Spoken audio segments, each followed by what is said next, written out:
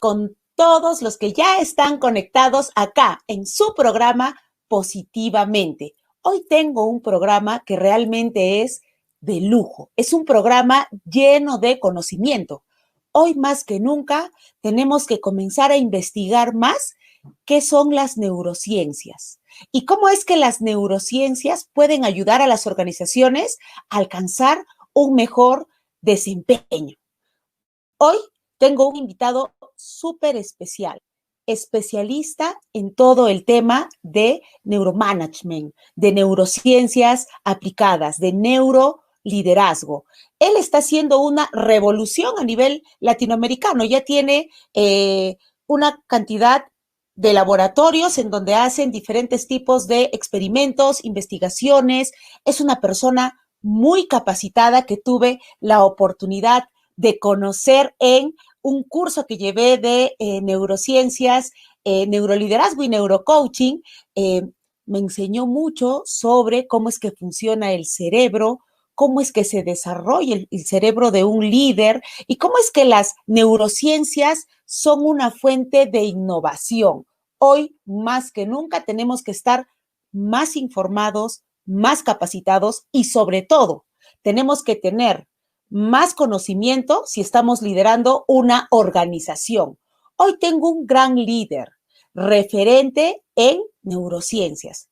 Como ya les comenté, tuve el honor de ser su alumna en el programa NELA en la Universidad Adolfo Ibáñez. Aprendí de neurociencias aplicadas, aprendí un montón. Lucas, quien es mi invitado, es médico de profesión y tiene un MBA en gestión de recursos humanos por la Universidad Adolfo Ibáñez y cuenta con un doctorado en neurociencias aplicadas. ¿Quién mejor que el doctor Lucas Kanga para explicarme y explicarte a ti lo que implica liderar con mente y cerebro? Sin más preámbulo, quiero dar la bienvenida a Lucas Kanga.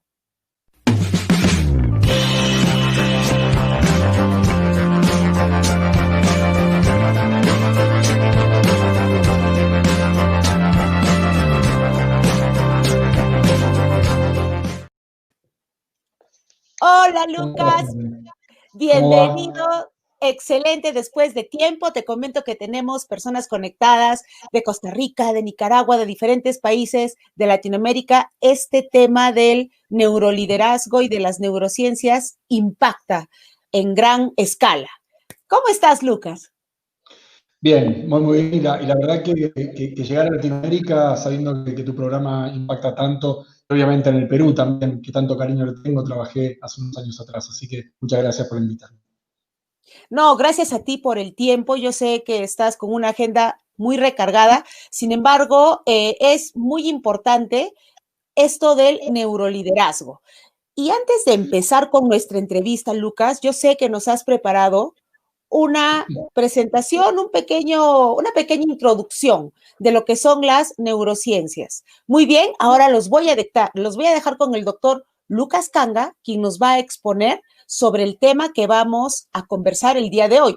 Compartan, pregunten, vamos a estar muy activos durante toda la entrevista, pueden ir haciendo sus preguntas y Lucas, te dejo para que puedas realizar la presentación. Muchas gracias, Angie, te agradezco muchísimo. Lo primero que hay que entender es, ustedes se dieron cuenta que Angie utilizó bastantes palabras diferentes y algunas que no están tan distribuidas dentro de las organizaciones. Hablaste de neuroliderazgo, de neurocoaching, de neuromanagement, un montón de neuros. Entonces, si ponemos el primer slide, hay una pregunta que yo hago en ese slide que tiene que ver con entender qué son las neurociencias. Y jugar un poquitito con esa palabra, neurociencia, porque a veces se escucha con S, a veces se escucha sin S. Vamos a decirla con S. Las neurociencias son con S. Y son básicamente herramientas provenientes de la neurología, pero así como uno lo escucha, neurología, de hospitales, donde hay resonadores, tomógrafos. Entonces, desde ahí viene gran parte de la información que nosotros tenemos que decodificar luego y entregarle las ciencias que necesitan conocer del cerebro para el objetivo de ellas. Por ejemplo, cuando hablamos de marketing. Es obvio que una persona que está entendiendo los criterios o cuáles son las bases de la compra o las bases de la percepción de productos debiera saber cuál es el órgano que toma las decisiones. Entonces, el marketing debería saber del cerebro. La economía también. Hay laboratorios de neuroeconomía donde hay neuroeconomistas. De hecho, en el 2003, el premio Nobel de Economía era un neuropsicólogo que trabaja sobre la toma de decisiones. Entonces, ¿qué hacen las neurociencias? Le entregan a otras disciplinas el conocimiento del cerebro. La neurociencia no se pone por delante, la neurociencia se pone ahí atrás diciéndole, miren, nosotros sabemos cómo el cerebro percibe, tiene atención, toma las decisiones, se equivoca, etcétera, etcétera. Un montón de cosas que nosotros decimos sistemas cognitivos, pero le entregamos esa información. Entonces, las neurociencias están ¿para qué? Para robustecer el conocimiento de esas ciencias. Y por supuesto, existe una disciplina que se llama Neuroleadership, tendrá aproximadamente unos 20 años, que se encarga de la mente y el cerebro de los líderes, pero también de los liderandos, para poder dar robustez al conocimiento que se tiene acerca de la motivación de las personas, el liderazgo, la toma de decisiones, cómo hacer para entrenar a personas, etcétera, etcétera. ¿Por qué dejar el órgano que tiene la mayoría de las funciones cognitivas? Entonces, si pasamos a la siguiente, vamos a ver que las neurociencias en realidad es una ciencia multidisciplinaria. Cuando ustedes entren a un laboratorio de neurociencias, van a ver de todo. Van a ver economistas, van a ver psicólogos, van a ver médicos, van a ver filósofos, van a ver personas del ámbito de la informática, van a ver de todo tipo de disciplinas. ¿Por qué ocurre esto? Porque es muy difícil dejar al cerebro fuera del estudio donde hay un humano. Entonces, donde hay un humano presente, pero uno dice, bueno, pero Lucas dijo informática. ¿Qué tiene que ver la informática? La informática son máquinas. Sí, pero el pensamiento del humano es reproducido en la forma como piensan las máquinas. Dado eso, existe la neuroinformática. Entonces, las neurociencias se quedan ahí atrás y le entregan el conocimiento a otras disciplinas. La pregunta es, ¿cómo las organizaciones aceptan eso? Porque hablar de neurociencia dentro de una organización es como medio raro, son palabras extrañas. Los líderes mucho de esto no manejan. Estuvimos conversando, Angie, antes de salir al aire, y vos me hiciste varias preguntas muy interesantes acerca de esto. Y ojalá lo podamos después ampliar un poquitito en la entrevista. ¿Las organizaciones cómo lo aceptan? Desde preguntas como, ¿esto es legal? A veces te preguntan, porque nosotros trabajamos en laboratorio, y en esos laboratorios, bueno, yo estoy en este momento en un lugar donde ustedes ven ahí arriba que dice training, ¿sí? Training Lab, dice, luego cuando se abre un poquito la imagen lo van a ver. Esto parece una oficina, pero no lo es. Hay cámaras por todos lados, hay micrófonos por todos lados, y del otro lado hay una cámara Gesell donde se hacen observaciones. Son esas cámaras vidriadas donde uno mira para el otro lado, pero no se puede ver para este. Entonces, en ese contexto, las neurociencias entran en las organizaciones, yo te diría, para entregar información concreta. Nosotros medimos todo, pero medimos todo no solamente con encuestas o test. Medimos con ondas electroencefalográficas o con ciertos criterios fisiológicos, donde ahí no hay nada que hacer. O sea, yo no le pregunto a una persona si está estresada. Yo mido el estrés en una persona cuando está realizando una actividad. Entonces, imagínate si podemos medir todo el estrés que tiene un determinado equipo de un determinado líder y compararlo con el estrés que tiene otro equipo de otro líder. ¿No sería una medición interesante de clima laboral inmediata? No teniendo que preguntarle, sino que preguntándole a su sistema nervioso simpático. No me quiero meter en cosas muy, muy profundas. Avancemos a la siguiente y vamos a ver en este slide esta unión entre la psicología cognitiva y la neurología, pero en el medio dice tecnología. ¿Y por qué es muy relevante la tecnología? Porque es lo que nos permite ver el cerebro funcionando. Y eso es muy relevante. No estamos hablando solamente de ver un cerebro anatómicamente. Eso se puede ver cuando ustedes van a hacerse una tomografía, una resonancia magnética, ven el cerebro anatómico. Pero lo interesante y la base de las neurociencias cognitivas es verlo en funcionamiento. Y nosotros hablamos de se ilumina en ciertas áreas. Por ejemplo, yo en este momento debería tener algunas áreas de mi cerebro iluminadas. ¿Por qué? Y porque estoy prestando atención, estoy requiriendo conocimiento de mi memoria, también estoy percibiendo, entonces algunas áreas de mi occipital debieran activarse, pero también se debieran activar algunas de las tomas de decisiones. Bueno, todo eso ya se sabe. Entonces, la tecnología nos da la oportunidad no solamente de poder investigar, sino de poder entrenar a gente. Utilizamos tecnología. Pasemos a la siguiente. Cuando nosotros vemos este slide, ustedes me van a ver ahí, seguramente, Angie, el curso donde participamos juntos en Adolfo Ibáñez, junto al doctor también Steven Polmans.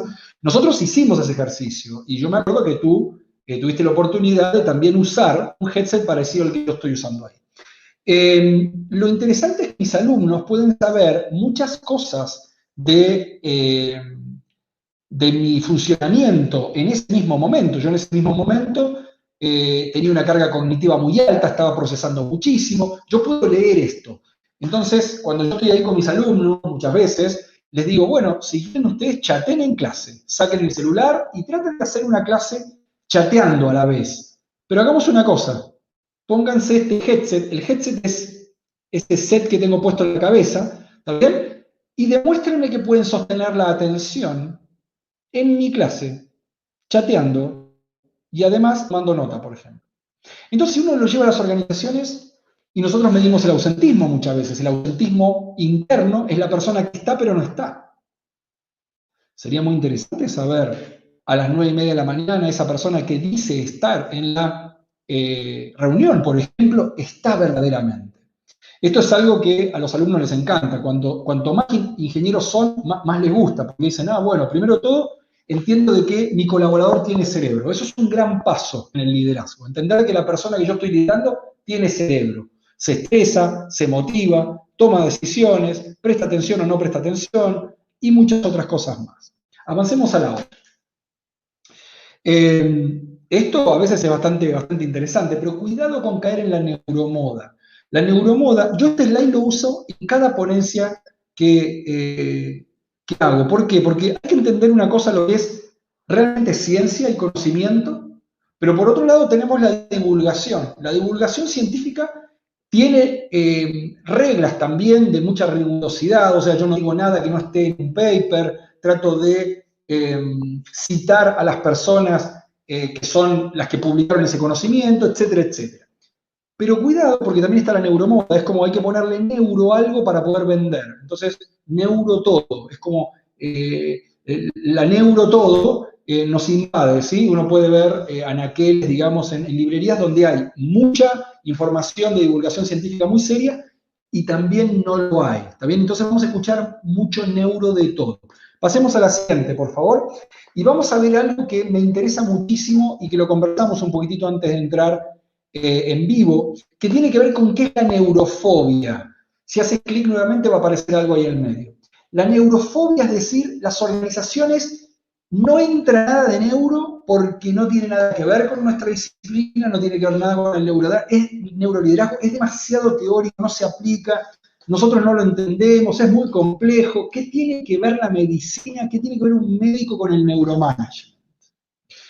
Bueno, yo les diría que todos los procesos cognitivos, que son todos los procesos que el cerebro realiza, ya nombré algunos, pero puede ser, por ejemplo, resiliencia, manejo del estrés, motivación de otras personas, pensamiento divergente, creatividad, flexibilidad, todo lo que tenemos en los diccionarios de competencias, nosotros trabajamos desde diccionarios de competencias también, tienen que ver con el cerebro. Entonces, esto es la neurofobia, este es el extremo del no, ¿está bien? Hasta que te pueden preguntar si esto es legal hacerlo.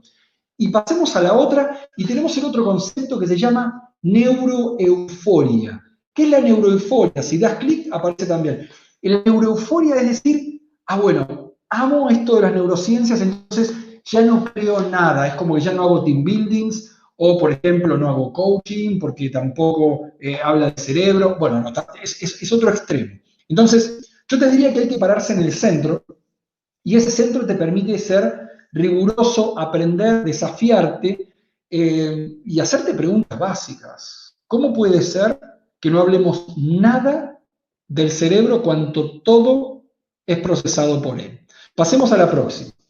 Esto de la neuroforia ha traído muchísima bibliografía, muchos libros que se han escrito, muchas personas, muchos gurúes que andan dando vuelta, y hay que diferenciarse un poquitito y ser bien riguroso para quedar en el ámbito, y ahí me gusta pararme dentro de los programas de MBA, donde hago clases en varias universidades.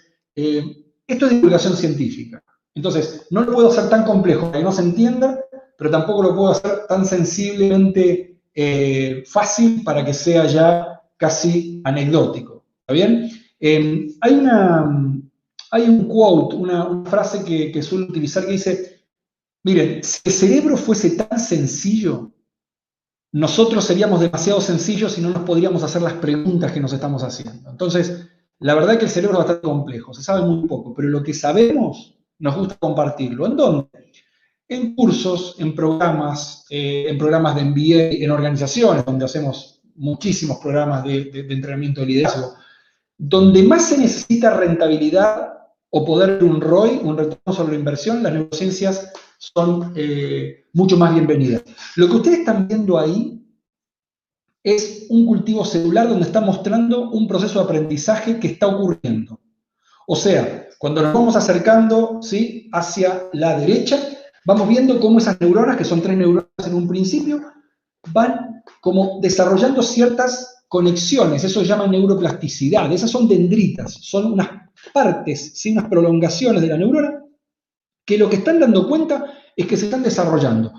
El tema es que ustedes no ven cuando pagan una factura de un entrenamiento, un coaching, un team building, un entrenamiento de liderazgo, ustedes no ven la transferencia hasta que, la transferencia cuando se transfieren competencias, pero no la ven hasta que la persona no evidencia el comportamiento. Pero la pregunta es, ¿el comportamiento siempre tiene neuroplasticidad? Quiero decir, siempre que ustedes ven a una persona comportarse, ¿significa que tiene las conexiones? Y la respuesta es no. No. La verdad que no. Una persona se puede comportar por varias razones. Se puede comportar porque lo necesita para poder tener una buena evaluación de desempeño de competencia, porque el jefe lo está mirando, porque tengo que poner cara que estoy prestando atención. Eso no significa que las conexiones estén. Las neurociencias lo que se hacen es que se aseguran o tratan de asegurarse de que el comportamiento sea sostenido por eso que están viendo ahí, por neuroplasticidad.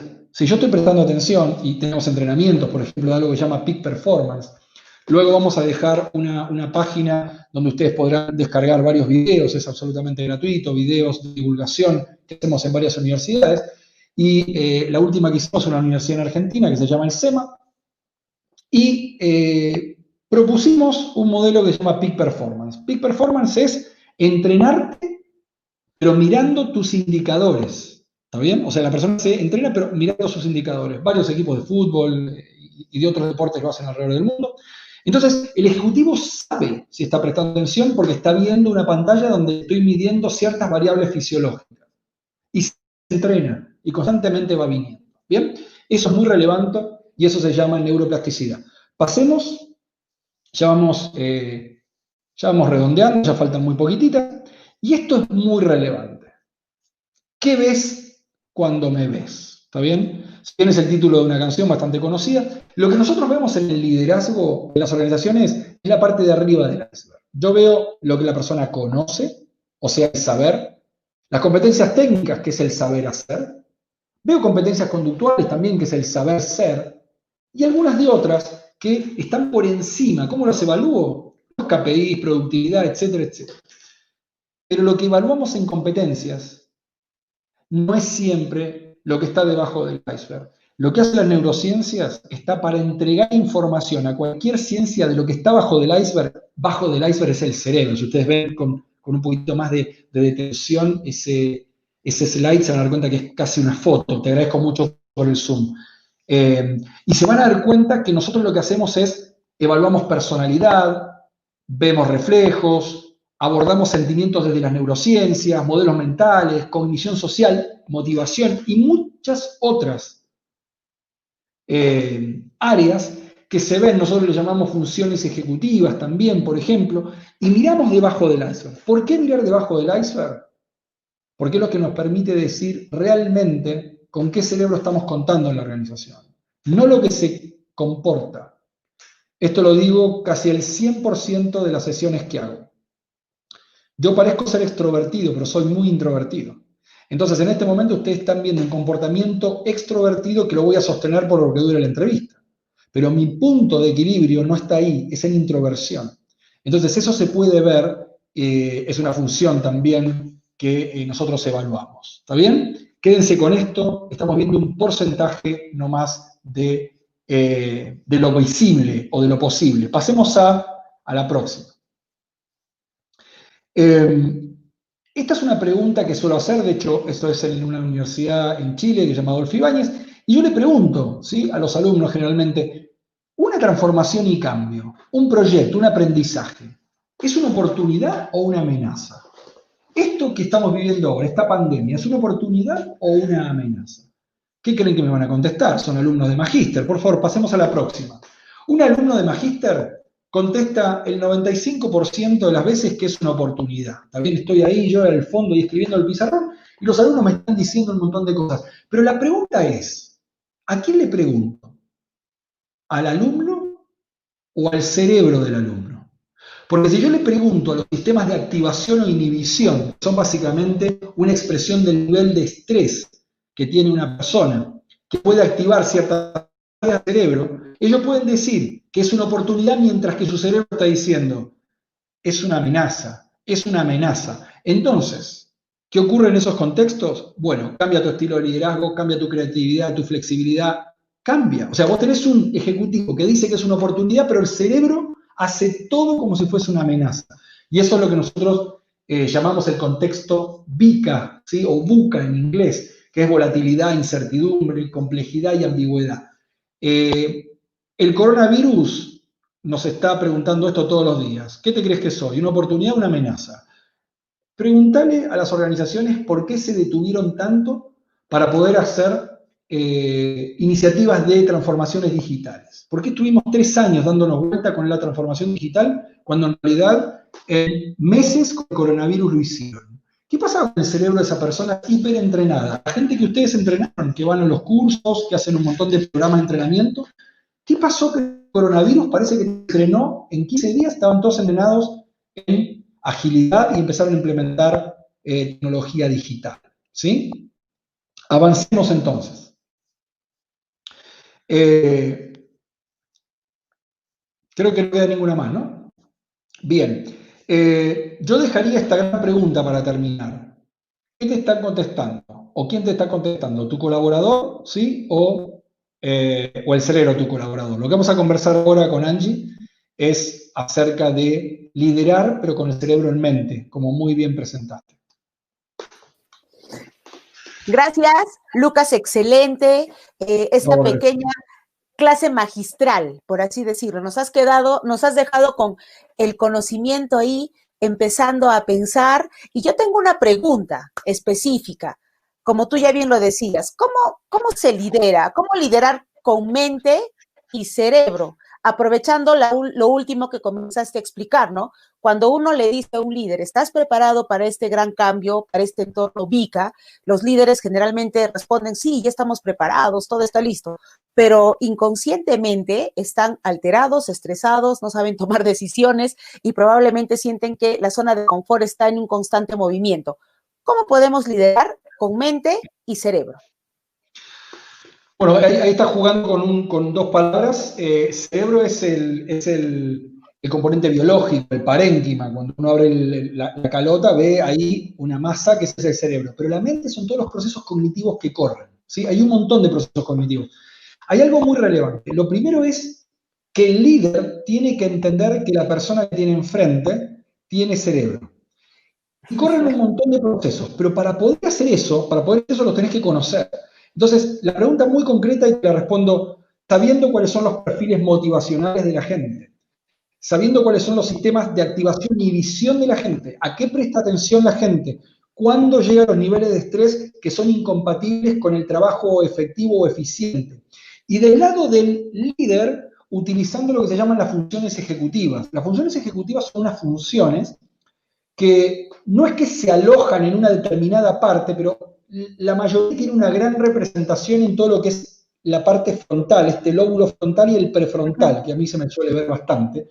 En ese contexto, entender de cuáles son las funciones ejecutivas, que vos no vas a llevar a un ejecutivo todos los días a que se haga un electroencefalograma. Eso ocurre cada tanto tiempo cuando vos vas trabajando con él. Pero lo que sí mostrás son las funciones que existen. Por ejemplo, el ejecutivo no tiene tan claro los perfiles motivacionales de las personas. No sabe que hay 5 o 6 tipos de motivaciones que se pueden individualizar. Entonces, ¿cómo saben cómo ajustar los incentivos? Se ponen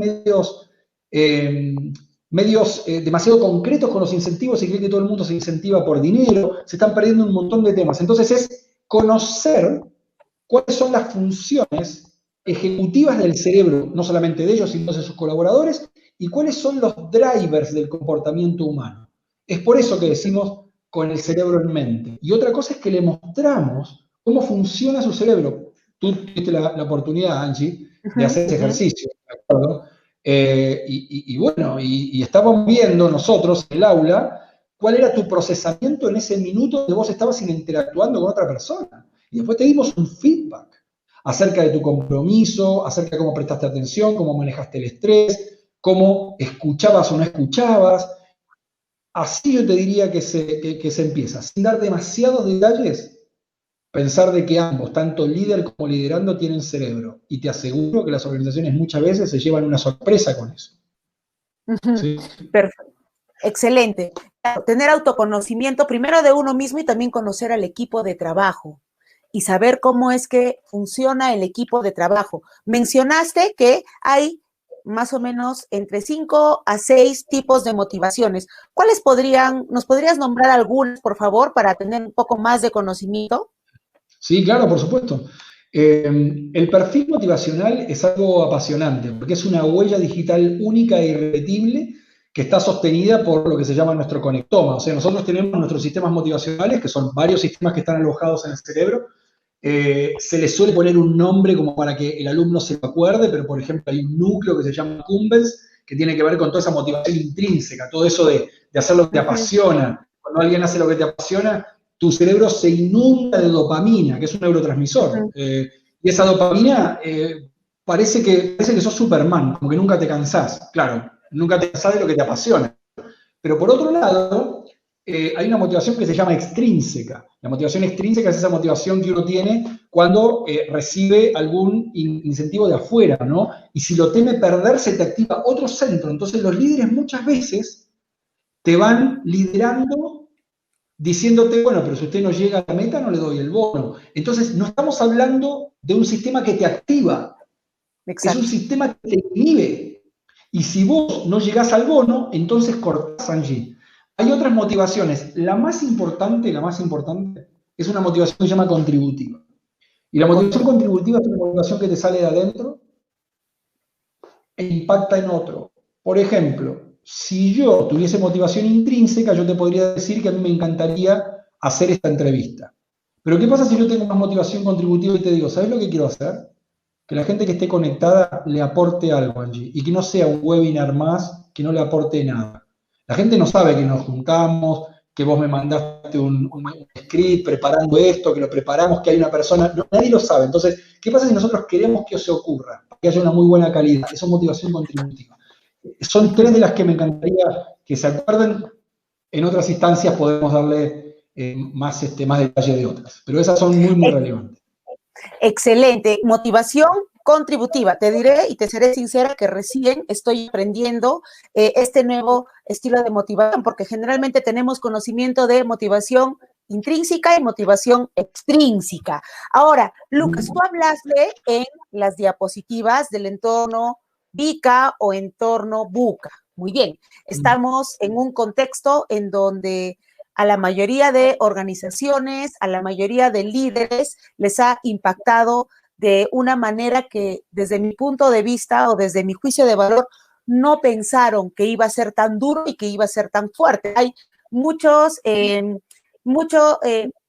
ha impactado tanto que también hay países que han prácticamente paralizado, como Chile, donde estás tú, yo, Argentina, Costa Rica y demás, y también hemos visto crisis de todo tipo, ¿no? Crisis económica, crisis en la salud, entre otras cosas. En este entorno VICA, Lucas, ¿qué competencias debe de tener un líder para tener mejor enfoque, para tener mayor conciencia? Pregunto. Y también, ¿qué herramientas de neuroliderazgo podría empezar a trabajar o probablemente podría empezar a conocer más? Y es una pregunta que es muy buena y a mí me gustaría hacer una pregunta retórica, no la vamos a contestar, pero me gustaría que la piensen las personas que nos están viendo. La pregunta es, ¿cómo puede ser que un líder en el 2020 se venga a enterar que tiene que desarrollar competencia de manejo de la incertidumbre? ¿Cómo? ¿Cómo en el 2020? O sea, el manejo de la incertidumbre es donde están las oportunidades, es donde el océano azul de esta teoría del océano azul de marketing antigua, que uno dice, bueno, yo me voy a meter en un negocio donde ojalá que no haya nadie, y para eso tengo que innovar, tengo que emprender, me tengo que arriesgar a más. Todo lo que tenía que ver con la transformación digital era un salto al vacío. Entonces, en este minuto, yo te diría, no todos los líderes lo ven como una amenaza. A muchos líderes que dicen, al fin el directorio está haciendo algo que deberíamos haber hecho hace 3 meses atrás, antes que venga la pandemia. ¿Por qué? Porque necesitamos, yo te diría las competencias que se manejan en este momento. La primera, yo te diría que tiene que ver con flexibilidad, tiene que ver con apertura a la experiencia, lo que se llaman los sensation seekers, que buscan sensaciones nuevas, desarrollar un poco más la impulsividad, esta palabra que fue, imagínense, la impulsividad estaba vista como algo negativo. Yo te digo, sé impulsivo, posiblemente lo veas como algo negativo, pero esto de animarse a más, porque el coronavirus se animó a más. Otra cosa es potenciar y delegar en este momento porque no tenés control. ¿Qué quiero decir? Tenés a la gente en su casa, no lo podés controlar, no podés chequear qué está haciendo. Entonces la delegación ahora es como que estás obligado a delegar el pensamiento conceptual, ese pensamiento de apertura de mente. Yo te diría que tiene que ver por ahí. Y las competencias, obviamente, las competencias digitales que se tienen que entrenar, que son obvias, ¿no? Pero el líder, ¿cómo nosotros queríamos que maneje el estrés? Era una competencia que teníamos que pedir. Ahora ni siquiera, ahora tiene que potenciarse en el estrés. ¿Se entiende? Estas son competencias que nos explotaron. Es como nos estaban mostrando, Angie, que no estábamos haciendo, yo creo que lo estábamos haciendo en el papel, pero no lo estábamos haciendo en el cerebro. Cuando vos tenés una persona que trabaja solamente por el bono, y además vos querés que el tipo sea analítico y además que sea flexible y que se anime a más y que se arriesgue, es medio... hay un término que yo utilizo muchísimo que se llama la esquizofrenia organizacional. Te piden que te animes a más, pero por otro lado te pegan el error. Entonces es rarísimo. Yo creo que la oportunidad que tienen las organizaciones en este momento de aprender algo que no pudieron aprender en los últimos 20 años es único e irrepetible. Entonces, va por ahí, va por ahí. Lucas, hay algo importante que has mencionado. Y también a mí me ha dejado un poco pensando. Es cierto, lo de la transformación digital se viene trabajando hace más de 3, 4, 5 años atrás y habían organizaciones que se jactaban y decían, ya tenemos todo controlado, la transformación digital la llevamos, ya está casi innovando dentro de nuestra organización. Viene este COVID, impacta en todos y nos dimos cuenta que la transformación digital estaba en pañales. Hemos visto en universidades, hemos visto en escuelas, en colegios que no sabían cómo enseñar a los alumnos y no sabían cómo dictar las clases de manera remota y de manera digital. Eso aumentó tremendamente el estrés. Y algo importante que también lo he anotado, Lucas, porque yo sigo siendo alumna acá, yo aprendí mucho de ti y lo he anotado. No, somos todos alumnos. Mire, 2 alumnos ahora, mira, estábamos haciéndolo en el papel, pero no en el cerebro. Y algo que tú mencionaste también, el hecho de delegar.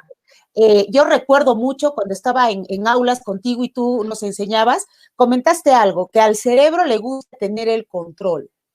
¿Por qué al cerebro le gusta tener el control y por qué nos estresamos cuando sentimos que no tenemos el control o el manejo de la situación? El cerebro es una máquina de predictibilidad. ¿Por qué es una máquina de predictibilidad? Porque cada vez que el cerebro se enfrente, vamos a hablar, le vamos a poner incertidumbre, pero lo vamos a poner como positivo o negativo. Veamos. Okay. La incertidumbre negativa es traer ansiedad de que algo te va a pasar negativo al presente y tratar de resolverlo ahora. Pero también yo puedo tener incertidumbre positiva, porque el cerebro es una máquina predictora. O predice lo positivo o predice lo negativo. Según ciertas características de personalidad o cómo tenga conectado su conectoma algunas personas, son más tendientes a traer futuro negativo y otros a traer futuro positivo. Entonces, este cerebro puede predecir, por ejemplo, si yo soy muy innovador, muy emprendedor o tengo visión de negocio, utilizo la incertidumbre a mi favor. O sea, hago estrategias, creo productos, es un salto al vacío. ¿Quién lo sabe eso? Pero imagínate que si yo tiño ese futuro, ya hablamos un poquitito de la dopamina, si yo soy una persona que estoy constantemente pensando, esto es un proyecto increíble, me voy a asociar con esta persona, tenemos una oportunidad de lanzar algo nuevo, eso es incertidumbre positiva. Pero lo otro es incertidumbre negativa. ¿Por qué le pasa eso al cerebro? Porque en realidad, cada vez que vos haces un salto al futuro, tenés que gastar más. Gastar más significa utilizar redes que vos no tenés. Para eso tenés que producir más, o sea, metabólicamente gasta más. Entonces, te voy a decir algo que es interesante para pensar. Un cerebro que no pasa nunca por incertidumbre es un cerebro vago. O sea, que si uno no quiere tener estrés, ¿en dónde está trabajando? O sea, si no querés tener incertidumbre, ¿en dónde estás trabajando? Estás trabajando, no sé, en un lugar que nada cambia. O sea, el estrés no es negativo, el estrés es aumento del consumo basal. Se necesita para poder estar activo, para crear, para poder llegar a tu alto desempeño. Claro, que demasiado estrés, incapacidad de manejar tantas condiciones negativas o tantas positivas también puede ser en un mismo momento, hacen que el cerebro no quiera arriesgarse. Pero cuidado con eso, porque una cosa es no querer arriesgarse porque tu cerebro tiene un sistema que se llama sistema inhibidor, que lo que hace es que te trae cosas negativas y te dice, Angie, mejor no te arriesgues, seguí haciendo lo que haces hace 20 años, y otro es decir, tengo un sistema activador y me dice, Lucas, aprovechemos esa incertidumbre para hacer cosas que nadie hace. Cuidado, si yo te digo innovar, innovar es una palabra, pero no tiene significante. El significante se lo pone la personalidad o el modelo mental de la persona. Si yo pongo arriesgarse arriba de la mesa, una persona que está de ese lado y tiene un sistema inhibitorio dice, uff, acá iba a ser, no sé, acá va a pasar algo malo. ¿Y qué pasa si lo pones en una ronda de emprendedores? ¿Se entiende? ¿Qué es arriesgar? Es mi negocio. De hecho, particularmente yo, mi consultora, las personas que trabajamos acá, tenemos una tendencia a la activación. Hacemos cosas que el promedio no hace. Bueno, no sé cómo hacer neurociencias haciendo algo que hizo el otro, ¿o no? Sería muy difícil. Hay que innovar. Así que por ahí va la respuesta. Por eso el cerebro no quiere. Acordate, el cerebro de un experto es vago. ¿Cuántas veces te pusiste experiencia en el último año? El coronavirus te puso en inexperiencia en un momento al otro. Exacto. Y muchas de las personas le tienen miedo a la incertidumbre, ¿no? Yo me voy con algo importante acá, que también lo he apuntado, que utilizar la incertidumbre a nuestro favor. Es decir, sacar oportunidades de mejora de la crisis, activarnos con la crisis y no verlo como una amenaza constante, porque ahí está lo que tú acabas de comentar. Se nos viene el estrés, pero ya puede ser un estrés crónico, de repente por ahí no vamos a poder pensar, tomar decisiones, entre otras cosas. Lucas, tenemos preguntas. Ya tenemos preguntas que están comenzando a comentar las personas que están conectadas. Dice, Mariela, ¿hasta qué punto un líder debe saber cómo su equipo de trabajo está pensando para poder motivarlos?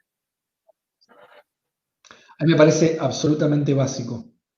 Es Estamos hablando de un montón de términos en las organizaciones sin entender claramente cuáles son los drivers del comportamiento. La pregunta es muy buena. ¿Hasta qué punto? Yo te diría, no debería haber un punto. Yo te diría que el líder debería... nosotros tenemos una capacidad, es una función neurocognitiva que se llama cognición social. La cognición social se confunde mucho con empatía, no tiene que ver con empatía, pero la cognición social tiene un elemento que se llama teoría de la mente. La teoría de la mente es la capacidad que tiene el humano de inferir estados emocionales, motivacionales o cognitivos de otra persona. ¿Para qué lo hace? Para tratar de ajustarse. ¿Hasta qué punto debes hacer eso? Hasta que te das cuenta que no está produciendo tu colaborador. La mayoría de las performances, cuando bajan, no tiene que ver con la performance del colaborador, tiene que ver con un líder que diagnosticó mal a su colaborador. Dado eso, le da tareas que el colaborador tiene límite para poder hacer por sus modelos mentales, etcétera, no está motivado, no está comprometido y un montón de cosas. Yo te diría, no te preocupes hasta qué límite. Yo te diría, preocupate cuándo empezar y formar a todos los líderes que puedas para que puedan entender las consecuencias sobre el cerebro de sus personas, de sus actos, de la cultura organizacional. ¿Qué le hace la cultura organizacional al cerebro de tu persona? ¿Los potencia o los inhibe? Si no sabes nada del cerebro de tus personas, probablemente no puedas, en investigación se dice elicitar, potenciar, explotar literalmente las capacidades de tus colaboradores. Si conoces las capacidades de tus colaboradores, posiblemente puedas ajustar tu líder transformador, tu liderazgo transformador para poder elicitarlas, mostrarlas. Muy buena pregunta. Conocer las capacidades de tus colaboradores. Muy bien. Acá tenemos otra pregunta. Jesús dice, ¿cómo se aplicaría la neurociencia en el trabajo?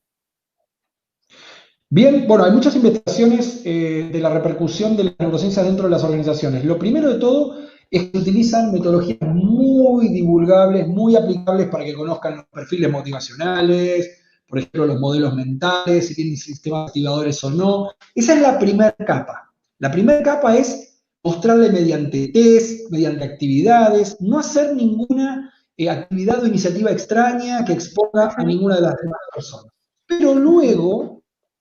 esto se hace, ojo, se hace a través de coach. Yo hago coaching basado en neurociencias. Normalmente, hoy a la mañana, viene una persona al laboratorio que se está entrenando en foco atencional. Es una persona que está expuesta a un montón de diferentes tareas y vino a entrenarse y viene semanalmente a entrenarse en foco atencional. El foco atencional es lo que soporta la toma de decisiones. Si vos no estás aquí ahora, claramente no sé cómo tomas decisiones, tomarás decisiones a la rápida. Y otro elemento, que es el segundo nivel, que Angie vos lo experimentaste, es que nos entrenamos en laboratorios de este tipo. Podrán consultar luego, hay varios laboratorios en el mundo, en Bélgica, tenemos en España, en Argentina hay dos, en Perú hay uno, también en Lima hay uno instalado, tenemos también acá en Chile y en Brasil, donde los líderes vienen aquí y se entrenan viendo cómo van cambiando sus parámetros, en este caso electroencefalográficos, pero también hay otros tipos de parámetros fisiológicos que ellos ven, y eso se llama feedback, neurofeedback. O sea, se entrenan en una parte divulgable y sencilla, pero también hay otra de doble clic donde las organizaciones están pagando y están obteniendo un resultado muy concreto. No lo que el colaborador dice, no dice que es entretenida la actividad, dice lo que logró realmente. Así se entrena. Hay algo que me hiciste acordar cuando pude estar en el laboratorio donde, no sé, creo que sí es el laboratorio donde fui a hacer prácticas, ¿verdad, Lucas? Yo recuerdo que hicimos un entrenamiento de neurofeedback, porque con otro compañero nos hiciste interactuar y comenzamos a hablar y él me estaba dando a mí un feedback en esa simulación. Yo era la jefa de ventas y él era el gerente y supuestamente yo era la mejor jefa de ventas, la que más vendía. Y en realidad cuando comienzo a hablar con Sergio, que era la persona que me hacía el feedback, me dice, Angie, ¿tú sabes por qué estás acá? Y yo le digo, claro, obviamente, me van a felicitar porque he vuelto a llegar a mis metas. Y él me comienza a comentar, Angie, en realidad tu equipo de trabajo dice que lo conectas. Exacto, ¿no? Entonces, yo recuerdo, Lucas, que yo estaba tanto en el personaje que al final sí sentía diferentes tipos de alteraciones. Es decir, yo comencé a sentir enojo, frustración, como que un poco de angustia, de rabia, y eso lo pudimos ver reflejado, ¿no? A pesar que Sergio aplicó muy buenas técnicas para dar un feedback muy consciente, como que también me hablaba y me daba a entender, mira, esto se puede mejorar, vamos a seguir evaluándote. Entonces, es importante lo que tú estás comentando y estás diciendo, ¿no? En realidad, podemos aparentar una cosa por fuera, pero el cerebro dice otras cosas totalmente diferentes. Tenemos otra pregunta, Lucas. A ver, dice, ¿cómo puedo manejar, liderar de nuevo después de estar desmotivada mediante la neurociencia? A ver, voy a volver a leer. ¿Cómo puedo manejar o liderar de nuevo después de estar desmotivada mediante la neurociencia? Bueno, ahí la pregunta es buenísima porque vos estás preguntando, estás desmotivada, pero Desmotivado, exacto. el liderazgo tiene otro objetivo. La pregunta es, si vos estás desmotivada, ¿por qué no podrías ejercer liderazgo? Si el liderazgo tiene que ver con motivar a otros.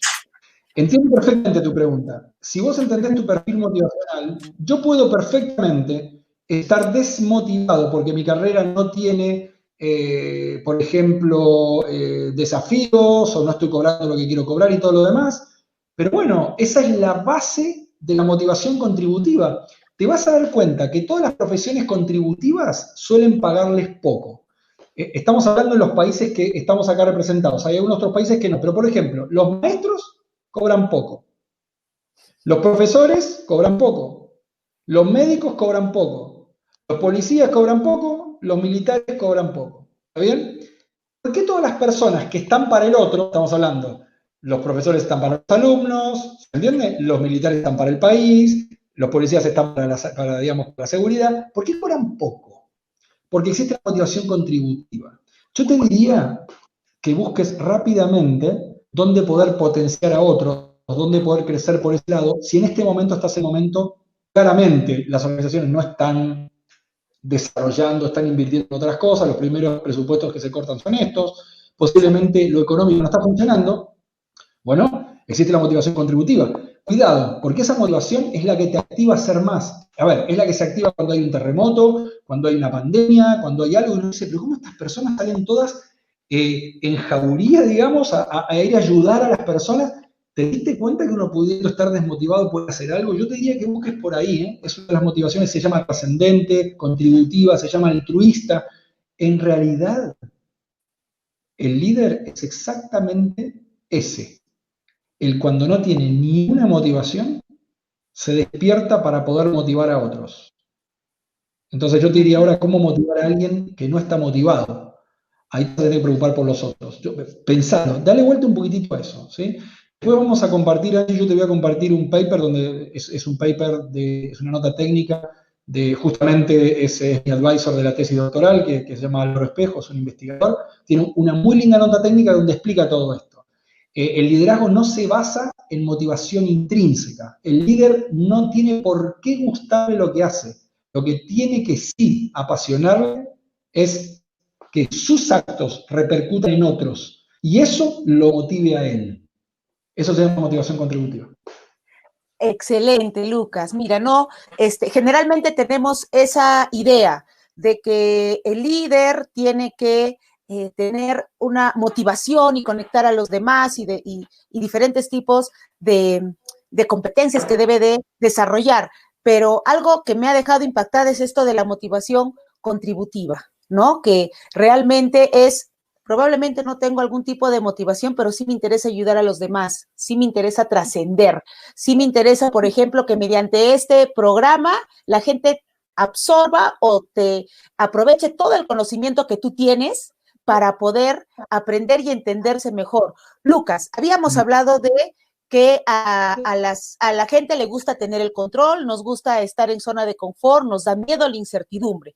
Pero también yo recuerdo que cuando yo compartí clases y tú estabas enseñándome con el profesor Stevens, ustedes dijeron algo también bien importante, que al cerebro le gusta el reconocimiento. ¿no? Que al cerebro le gusta el reconocimiento, la felicitación. Hay personas que tú les dices, ¿te gusta el reconocimiento? No, no, a mí no me reconozcas, yo me deprimo cuando me reconocen, es más, ni siquiera me des una palmada en el hombro, cuando en realidad es falso, porque después te dicen, oye, me sentí desmotivado cuando no me mencionaste o cuando no comentaste que hice muy bien mi trabajo.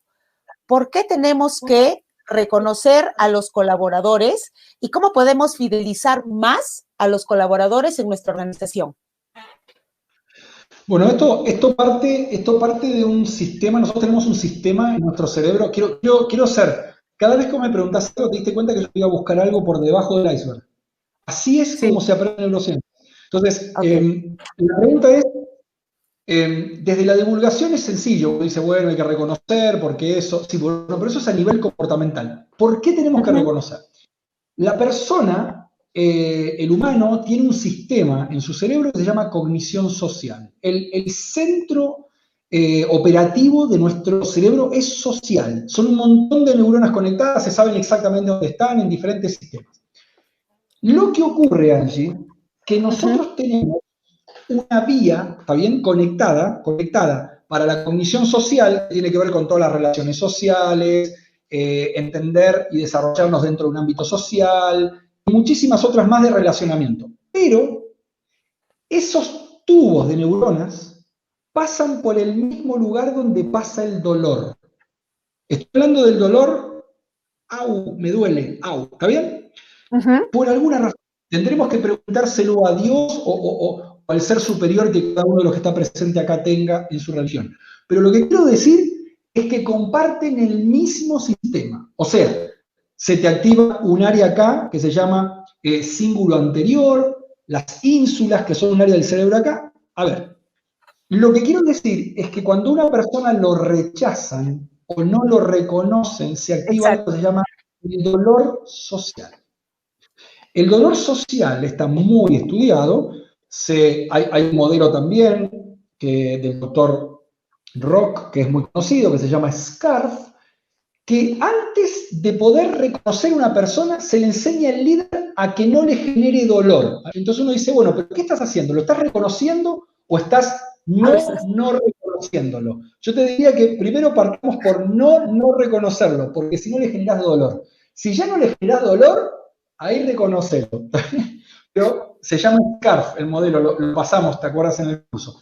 Pero este hallazgo es fantástico, porque cuando vos no reconoces, no delegás, no te sabés ni siquiera los modelos mentales no sabés las competencias, y estás todo el día corriendo con el número, cómo vamos, la persona siente dolor social. La pregunta al principio, ¿hasta qué punto tengo que hacerlo? Hasta el punto que no le dañes la performance que la persona quiere otorgar. Porque la gente viene intencionada a trabajar en una organización y se cruza con un líder que puede ser el que ¿sí? Y entonces le activa el dolor social. Chicos, estamos hablando de algo real que el cerebro siente. ¿Está bien? Yo te Ujú, diría que va ujú. por... Exacto. Algo interesante que has dicho, Lucas. Este dolor social es similar a un golpe, ¿no? O sea, es decir, me duele, me golpeo, siento, y el dolor social es ese rechazo o esa falta de reconocimiento que yo lo he visto también. Entreno organizaciones y puedo ver también líderes que a veces son indiferentes frente a los colaboradores. Y como tú dices, a veces es mejor no reconocerlo a hacer un reconocimiento un poco entre agua tibia, como decimos acá en Perú, y yo sí siento que el reconocimiento es importante para los colaboradores hoy más que nunca. Lucas, he dictado diferentes sesiones de coaching ejecutivo y lo que me comentan muchos trabajadores es, a mí me molesta o me siento mal porque estoy trabajando de manera remota, para mí esto es algo nuevo, me estreso más trabajando de manera remota, es decir, quiero salir otra vez y tengo que trabajar dentro de mi hogar e incluso trabajo 15, 20 horas diferente a lo que trabajaba antes y ni siquiera me reconocen, ¿no? Ahora, Lucas, tenemos otra pregunta. Dice, ¿cuáles son las características que debe tener un líder según la neurociencia? Bueno, es buenísima la pregunta. estoy pensando en la respuesta bueno, que si llegamos al final, digamos, de nuestra entrevista con esto, voy a dejar un interrogante muy, muy complejo de resolver, pero igual lo voy a hacer al final. Pero voy a contestar primero moderadamente. Bien. Todas las funciones ejecutivas, todas, toma de decisiones, conocimiento de otras personas, automotivación y motivación de otros, control inhibitorio es una función que se tiene acá en el prefrontal. Cambiar el curso de la acción, desatar acciones, manejar incertidumbre, pensar flexible, todo eso son funciones ejecutivas. Y por sobre todas las cosas, la capacidad de tener cognición social para poder reconocer al otro como un otro y poder entender algunas variables que no se entienden normalmente. Yo te diría que esas son las básicas de un líder en la actualidad. Ahora, Angie, después vamos a dar un link para que se puedan conectar si quieren. Hay una clase que estoy dando a través de mi tesis doctoral que tiene que ver con que el líder, todos creen que tiene que ser empático. Sí. Pero las neurociencias te están mostrando que justamente es lo que no tiene que ser. Ya lo vamos a ver, pero cuidado. Por eso, ¿viste? Pero ¿por qué no? Porque la empatía tiene que ver con otro concepto. En las neurociencias evaluamos una forma de empatía, que quiero comentarla rápidamente, que es sentir la emoción del otro. Pero existe otro tipo de empatía que se llama empatía cognitiva, que te separa el hecho de sentir, sino de entender solamente. Los sistemas en el cerebro son diferentes. Tenemos un sistema que siente lo del otro y otro sistema que percibe lo del otro. Los líderes que en este momento están sintiendo lo del otro están sobrepasados.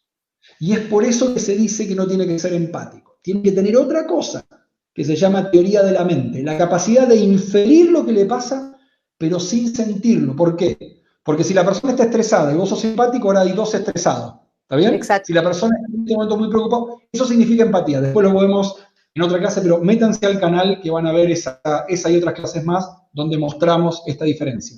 Por eso quería darle un clic. ¿Está bien?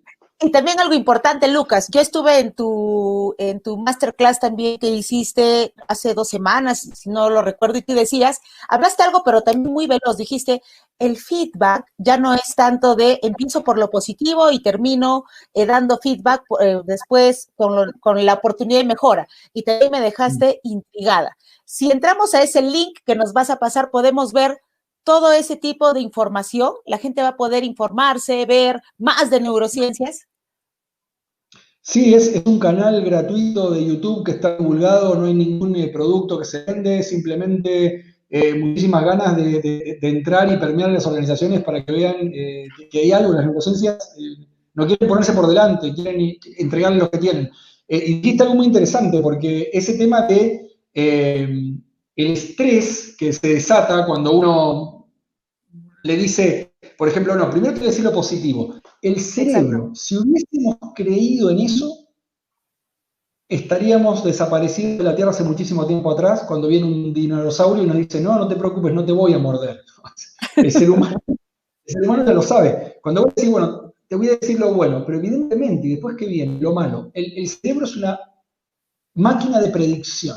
Entonces, activa todos los sistemas del estrés para poder defenderse. Y se le activa una parte del cerebro que evidencia comportamientos de freeze, fight and flight, que significa congelarse, atacar y paralizarse. Los únicos 45 minutos que te da tu jefe al año para poder hablar con vos, y el cerebro está en freeze, fight and flight. ¿Se entiende? O sea, se la perdieron la entrevista. Porque la adrenalina queda pegada a los receptores como 1 hora. Entonces, te la perdí. Excelente, excelente, Lucas. Ahora, tenemos otra pregunta. Dice Carolina, ¿existe alguna forma práctica de estimular el cerebro para ser mejor líder? Sí, bueno, claramente, eso es lo que hacen las neurociencias cognitivas. Primero de todo, tener un autodiagnóstico clarísimo. Y eso no se llama solamente autoconocimiento, se llama metacognición. La metacognición no es autoconocerte, es hacerte responsable de las acciones tuyas y lo que haces en los otros, eso es liderazgo. Y segundo, por supuesto, te entrenás, primero todo en cursos donde entendés todos estos sistemas cognitivos, el tuyo, qué nivel de zigzag tenés, qué modelos mentales tenés, cuál es tu perfil motivacional, cuáles son tus niveles atencionales, el diagnóstico, qué nivel de cognición social tenés. Son palabras rarísimas, pero no lo son una vez que vas a un curso de estos. Y después, si querés seguir progresando, hay un montón de técnicas, la pueden buscar, no tiene que ver con nosotros, tiene que ver con algo que está en todo el ambiente, que tiene que ver con Neurotraining Labs, entrenar, hacer neurofeedback, por ejemplo. Hay muchísimas herramientas implicadas para el feedback. Excelente. Lucas, yo tengo una pregunta, una incertidumbre, por así decirlo. Yo sé que los lóbulos prefrontales es el maestro, ¿no es cierto? Ahí está almacenada todo lo que es la memoria, también el movimiento y diferentes tipos de funciones. Es como el control maestro del cerebro. ¿Qué pasa cuando se inflaman esos lóbulos prefrontales? ¿Qué sucede con nosotros? Bueno, es una pregunta. Dijiste lóbulo. El lóbulo es el frontal y hay una parte del frontal que es el prefrontal donde están la mayoría de las funciones ejecutivas. Esto se sabe hace muchísimo tiempo, en el año 1800 y algo, las últimas décadas de 1800, hubo un caso muy conocido de Phineas Gage. Es muy, muy conocido, es un operador de vías férreas que estaba operando dinamita y por una razón, digamos, de descuido se daña el lóbulo frontal. A partir de ese momento pierde todas esas funciones ejecutivas. Significa, era él, pero ya no era más él. ¿Está bien? Entonces, vos me decís inflamación. Bueno, hay un montón de patologías, pero cuando hay, no me quiero meter en clínica, hace mucho que no ejerzo, pero cuando hay, por ejemplo, de accidentes cerebrovasculares, o hay lesiones, o hay cánceres, o hay agenesias, hay gente que nace sin, no tenés las funciones ejecutivas. Entonces, ¿qué pasa? Falta lo que vos dijiste muy bien, y me alegro que te acuerdes también. Es el CEO, o el gerente general. No tenés control inhibitorio, tenés acciones erráticas, agresivas, descontextualizadas socialmente, puedes decir cosas que todo esto que te estoy contando calza muchas veces con los líderes que vos tenés. Ajá. Personas que no pueden tomar decisiones, que no evalúan la incertidumbre, todo eso es lo que nosotros abordamos muchas veces. Decimos, el lóbulo frontal muchas veces adolece los líderes de las organizaciones. Eso es lo que ocurre exactamente. ¿Está bien? No nos vayamos a una inflamación, como vos dijiste, no nos vayamos a una patología. Hay líderes que no los tienen tan cableados. Entonces ahí 0800 neurociencias, y ahí neurociencia, es un chiste, no hay 0800 neurociencias, pero quiero decir, para eso estamos, ¿sí? Para saber que los líderes tienen lóbulo frontal. Ok, excelente, Lucas, gracias. Tenemos otra pregunta de Raiza que dice, ¿desde qué edad se puede hablar de temas de neurociencia con jóvenes o niños? Bueno, es re bonita la pregunta. Sí. Existe la neuroeducación, ¿no? Por ejemplo, uno de mis hijos, Fernán, está yendo a un jardín de infantes, tiene 2 años, y basado en neurociencias. Entonces, utilizan la enseñanza basada en estimulación de ciertos sistemas que están específicamente diseñados para el nivel de desarrollo, porque vos le podés a un niño de 2 años querer enseñar algo que todavía no tiene el sistema cognitivo para poder, o sea, no tiene las neuronas todavía, ¿está bien? Entonces, si vos le querés enseñar reglas a un niño de 2 años, te diría que va a estar complicado, porque todavía el frontal no se termina de desarrollar hasta la adolescencia, ¿está bien? Yo te diría que empezar a hablar de cosas, a los niños les encanta cuando les explicás del cerebro, sí. Los coloides, que por qué ves esto, por qué no ves lo otro, y hacer experimentos. Hay un montón de experimentos muy bonitos para neurociencias. Hay libros de neurociencias para niños. El doctor Manes, Facundo Manes, en Argentina, tiene un libro muy bonito para padres que quieren empezar a hablar de las neurociencias. Yo les diría que trabajar en un laboratorio, ya haciendo más entrenamientos, existe el neurofeedback que se trabaja a niños que tienen déficit atencional desde los 6 años, 5 años, o sea que ya se puede utilizar perfectamente, pero en el ámbito clínico. Yo te diría que por responsabilidad, no antes de haber terminado la adolescencia, ¿no? En un ambiente no clínico, donde las personas no tienen control sobre las patologías. Hay que tener muchísimo cuidado con eso, ser muy responsables. Qué buena la pregunta, ¿verdad? Hay mucha literatura muy linda, ¿sí? Para niños de neurociencias.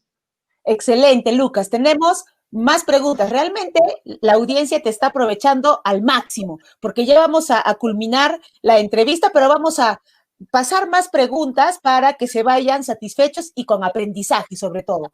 Nilton dice, ¿qué tanto cuenta la neurociencia en el deporte de alta competencia, Lucas? Bueno, esa es la última sesión que hice, se llama Peak Performance. Ujú. Chicos, en la mayoría de los equipos de fútbol de altísimo nivel, no sé, van a ver, buscan Neuromind en el Milan, por ejemplo. O, por ejemplo, sin ir tan lejos, ustedes conocen a River Plate, los peruanos saben porque la camiseta es muy Sí. parecida a la de la escuadra del Perú. River Plate tiene una médica especialista en neurociencias en toda la década de Gallardo. Fue la época donde mayor cantidad de premios se han ganado en la historia. Se llama Peak Performance. Se entrenan, acá en Chile también, se entrenan ahí en golf, en deportes de alta especificidad, o sea, esos deportes son muy, muy específicos, tiro al blanco, etcétera. Es muy conocido. De hecho, en deportes hay tanta inversión que es donde más se sabe del entrenamiento de peak performance. Búsquenlo así, peak performance. Y lo van a ver en dos ámbitos. En el ejecutivo, donde nosotros nos hacemos cargo y tenemos acá un entrenamiento de peak performance que se trabaja con neuro y biofeedback. Busquen eso, por favor. Está distribuido en todo el mundo. Y en escuderías, por ejemplo, cuando tienen que entrenar los tiempos de reacción de los automovilistas o de los futbolistas, etcétera, es muy conocido el entrenamiento en deporte.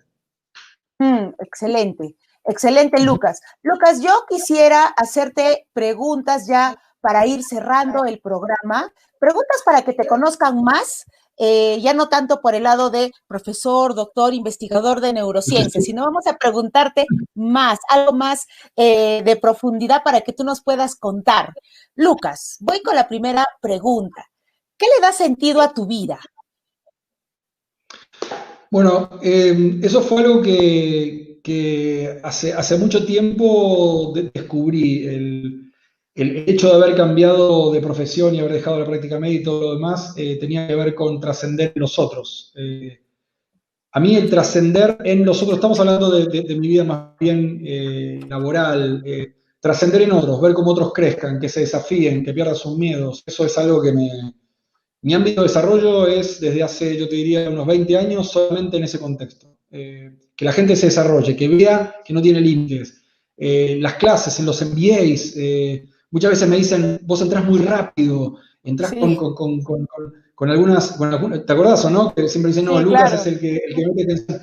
Y bueno, es que te quiero decir que te estás limitando. Entonces, eso ha sentido en mi vida, trascender. No me vería en otra actividad en este momento que no tenga que ver con educar, desarrollar, formal. No me veo, no tengo idea qué haría, no tengo idea. Y hay algo bien interesante, Lucas, porque yo recuerdo siempre que cuando tú ingresaste al salón, cuando estábamos ahí ya para iniciar el curso, fue como que dinamita pura, ¿no? Pura energía, entraste, hablaste. Y después cuando nos hiciste el comentario de, yo soy introvertido, todos nos mirábamos y decíamos, no, es que no puede ser, ¿cómo vas a ser introvertido? Si es súper extrovertido cuando expone, muy dinámico, nos enseñaste todas las partes del cerebro y me acuerdo que incluso te dijimos que ibas rápido y te dijiste, lo sé. Y eso es lo que estoy trabajando. Es decir, con suma humildad, con un autoconocimiento pleno, y dijiste, lo sé, y estoy trabajando. Y conversabas y decías, y por eso yo, cuando tú nos comentaste en salón, soy introvertido, en realidad con mi compañera que estaba al lado, no sé si recuerdas, Soledad, que es de Osorno, y me miró y me dijo, no, no hay forma. Yo también la miré y dije, no, no hay forma, pero algo muy interesante que muchas personas también por acá se están preguntando. Lucas, ¿cuántas veces has tenido que volver a empezar? Te quiero cambiar un poquitito la pregunta. El verbo tener, no tuve nunca que volver a empezar. Volví a empezar porque entendía que estaba buscando algo. Nada, fui parte de las Fuerzas Armadas Argentinas también, fui marino, después fui médico, profesor, pero si te das cuenta, es la misma motivación en diferentes carreras, tanto el Exacto. militar como el profesor, entonces es la misma motivación contributiva.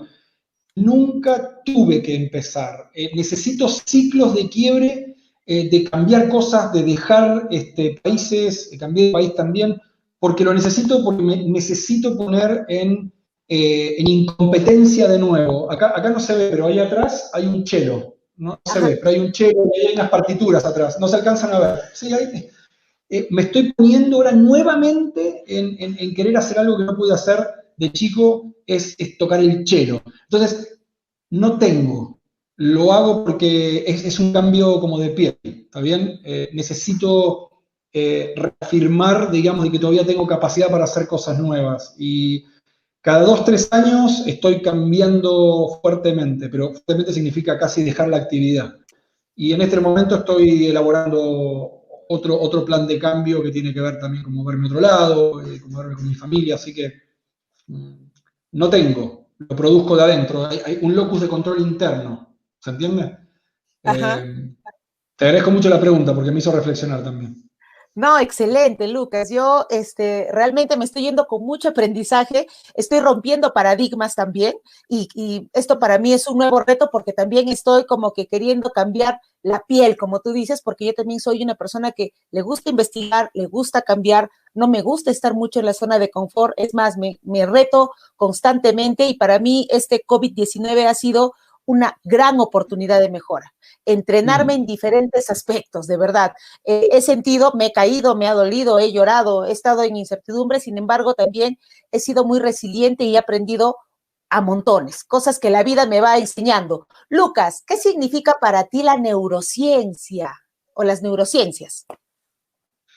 Las neurociencias, el otro día contacté con un compañero mío que no nos veíamos hace literalmente 40 años y es una persona nada, que mucho cariño, de muy niño compartimos mucho y me relató exactamente como yo era hace 6 años, pero con un detalle extremo.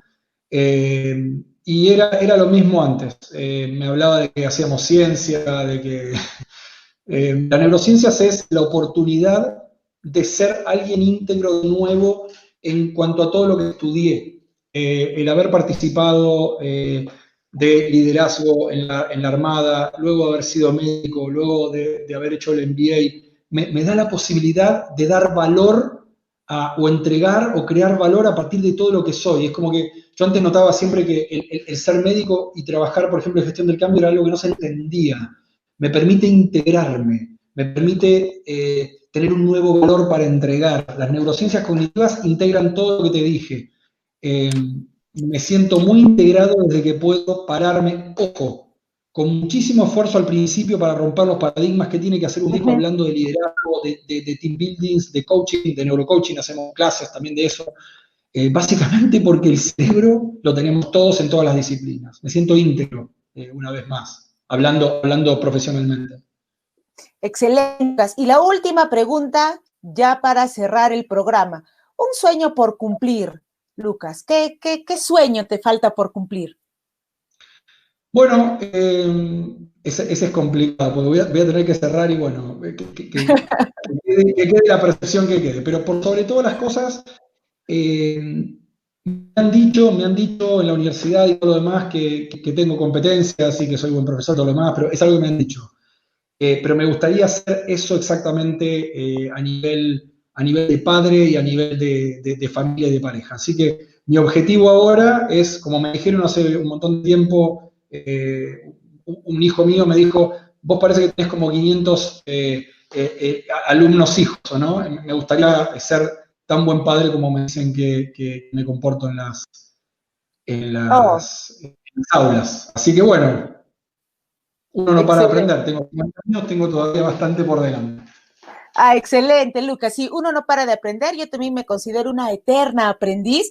Y Lucas, para terminar esta excelente entrevista, yo te voy a comprometer acá al aire para hacer otra entrevista porque realmente el tiempo es corto y tienes tanto conocimiento. O sea, tienes tanto No, conocimiento y la motivación con la que hablas es, voy a hablar de un tema y ya tú quieres profundizar en ese tema, sin embargo, también eres consciente que el tiempo acá realmente es corto, ¿no? Con todo el conocimiento que nos has dado. Lucas, ¿alguna última recomendación de repente para las personas que nos están viendo? Si quieren seguirte por redes o de repente quieren aprender contigo, yo estoy comenzando a analizar creo que voy a comenzar a seguir algún tipo de diplomatura contigo, algo para refrescar el conocimiento, porque hay que ir actualizándonos constantemente. ¿Qué proyectos se vienen, Lucas? ¿En qué andas ahora? Bueno, primero todo, el tema de la divulgación, que por favor entren, es gratuito, no hay ninguna transacción de por medio. Estamos en un site en YouTube que se llama Momentum Consultores y van a ver, yo diría, un montón de videos. Hay 50 videos que están hechos en diferentes organizaciones, la mayoría son universidades y organizaciones que han confiado en esto. Organizaciones muy grandes, métanse, véanlo y mándennos correos que los vamos a contestar. Y por otro lado, ¿en qué estoy? Estoy en divulgación en diferentes organizaciones. También estamos ahí en nuestra página, donde tenemos programas de desarrollo de neuroliderazgo, de neurocoaching, de neurofeedback y de varias disciplinas orientadas a las organizaciones. Esto no es convertir a nadie en médico, esto es entender de que se lidera con el cerebro en mente. Es simplemente eso. Estoy ahí, si ponen Lucas Kanga en YouTube, van a ver bastantes cosas. Ojalá que en unos años ya me puedan encontrar como chelista. Por ahora, unas pocas, unas pocas notas. Yo creo que sí, Lucas, porque todo lo que dices y haces se ve reflejado en acción.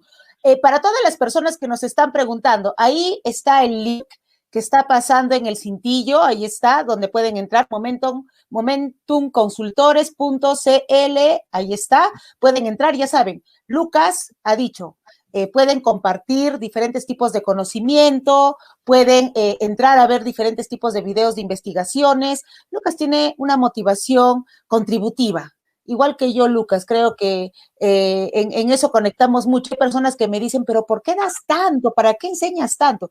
Porque me interesa que la gente se informe y trascender con diferentes tipos de enseñanzas. ¿Por qué no? Si se puede transformar la vida de alguien, que yo sé que tú en algún momento lo habrás experimentado y yo también, yo sé que muchas personas de las que han estado ahorita conectadas se están llevando mucho conocimiento, mucho aprendizaje y estoy más que segura que van a visitar Momentum Consultores para poder investigar más neurocoaching, neuroliderazgo. Ahí está. O sea, ahora no hay excusas para entrenarnos y para capacitarnos. Tenemos la información a la mano. Muchísimas gracias, Lucas. Te envío un fuerte abrazo desde Perú. Lucas está en este momento en Chile, porque me preguntaban, ¿no? Chile, Argentina, él es argentino. ¿Argentino de corazón, Lucas? ¿O tu corazón es muy amplio para todos los países? Sí, por supuesto. La Argentina como todos saben, ser latino es difícil, ser peruano es difícil, ser argentino también es muy difícil. Pero uno lo lleva en el corazón. Amo Chile, hace 20 años que estoy acá. Soy croata también, pero bueno. Entre esas tres está mi corazón. Excelente, Lucas. Muchísimas gracias por esta entrevista. Ya no se preocupen, vamos a colgar la entrevista en el canal de YouTube. Pueden entrar Angie Acurio y también va a estar en el fanpage. Muchísimas gracias al profesor doctor Lucas Kanga, que nos acompañó con una clase magistral estupenda. Prometo tenerlo en una próxima entrevista. Gracias, Lucas. No se muevan. Unos 4 minutos más para comentarles quién viene en el siguiente programa. Muchísimas gracias por estar conectados en Positivamente.